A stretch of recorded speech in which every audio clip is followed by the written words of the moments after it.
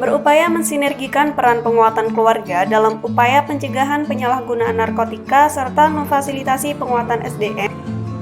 Kegiatan ini dihadiri langsung oleh Kepala BNNP Jawa Timur dan Ketua TPPKK Provinsi Jawa Timur Arumi Bahsin Emil Dardak. Kegiatan dilaksanakan di ruang rapat Bina Loka Adhikara, Kantor Gubernur Jawa Timur. BNNP Jawa Timur bersama dengan TPPKK Provinsi Jawa Timur menandatangani perjanjian kerjasama. Semoga dengan upaya ini dapat menciptakan Jawa Timur bersinar, bersih narkoba. TPPKK itu kan mengenai keluarga dan ketahanan keluarga.